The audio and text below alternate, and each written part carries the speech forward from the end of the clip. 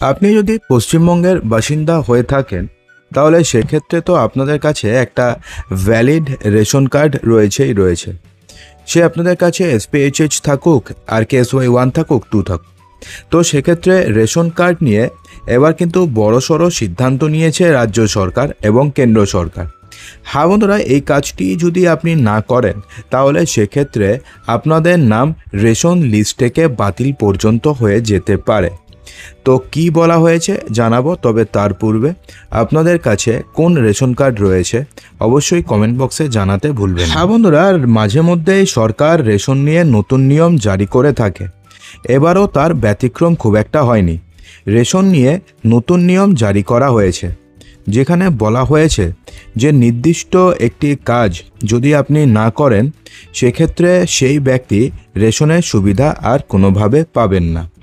এখন প্রশ্ন হচ্ছে কোন কাজের কথা বলা হচ্ছে এবং ঠিক কতদিনের মধ্যে এই কাজটিকে আপনাকে সারতে হবে। আমাদের দেশের একটা বড় অংশের মানুষের কাছে অত্যন্ত জরুরি হচ্ছে রেশন কার্ড, কারণ দেশের একটা বড় অংশের মানুষকে এখনও পর্যন্ত দুবেলা দুমুঠো খাবার জোগাড় করতে মাথার ঘাম পায়ে ফেলতে পরিশ্রম করতে হয়। তারপরেও দ্রব্যমূল্য বৃদ্ধি এবং চড়া দামে জিনিসপত্র কিনতে গিয়ে রীতিমতন সমস্যায় পড়েন তারা, এবং সেই কারণেই কেন্দ্রীয় সরকার এই যে জাতীয় খাদ্য সুরক্ষা প্রকল্পের মাধ্যমে রেশন দেওয়ার বন্দোবস্ত করেছে, যেটা হয়তো আপনারা সবাই জানেন।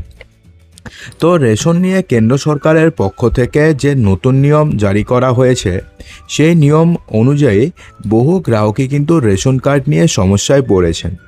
অনেকেই নাকি এখন রেশন ঠিকঠাক পাচ্ছেন না।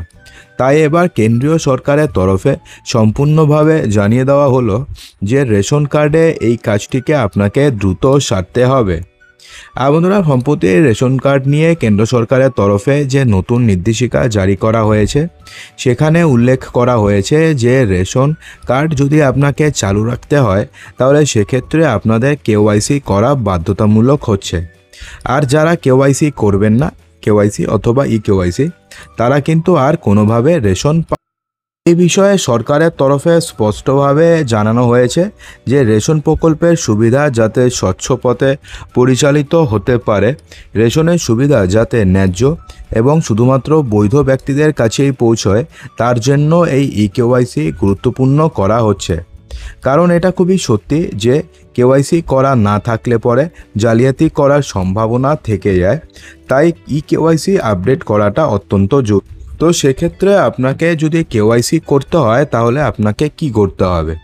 যেহেতু কেন্দ্রের তরফে নির্দেশিকা দেওয়া হয়েছে যে রেশন গ্রাহকদের বাধ্যতামূলকভাবে eKYC আপডেট করতে হবে, তাই এর জন্য নিকটবর্তী রেশন ডিলারে অথবা পাবলিক সার্ভিস সেন্টারে গিয়ে এই প্রক্রিয়াটিকে আপনাকে সম্পূর্ণ করতে হবে।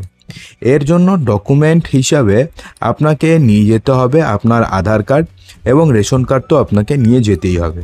সেখানে আপনাকে আধার কার্ডের মাধ্যমে শুধুমাত্র বায়োমেট্রিক যাচাই করতে হবে। অর্থাৎ সেক্ষেত্রে বলতে গেলে আপনি যদি রেশন কার্ডের সুবিধা পেতে চান, কেন্দ্র সরকারের নির্দেশ মতোই আপনাকে চলতেই হবে। তাই দ্রুত KYC প্রক্রিয়া সম্পূর্ণ করে নিন। আরও একটি কথা মনে রাখবেন যে যদি গিয়ে এই প্রক্রিয়া করা সম্ভব না হয় তাহলে বাড়িতে বসে অনলাইনেও আপনি এই KYC প্রক্রিয়াটিকে সম্পূর্ণ করতে পারবেন। বিস্তারিত তথ্য পাওয়ার জন্য আপনাকে অফিসিয়াল ওয়েবসাইটে যেতে হবে, যার লিঙ্ক এই ভিডিওর ডেসক্রিপশন বক্সে আমি দিয়ে দেব। তো বন্ধুরা, আশা করব যে ভিডিওটিতে আপনাদের সমস্ত কিছুই সঠিকভাবে বোঝাতে পেরেছি। যদি ভালো লেগে থাকে তো লাইক করবেন, শেয়ার করবেন এবং চ্যানেলটিকে সাবস্ক্রাইব অবশ্যই করুন।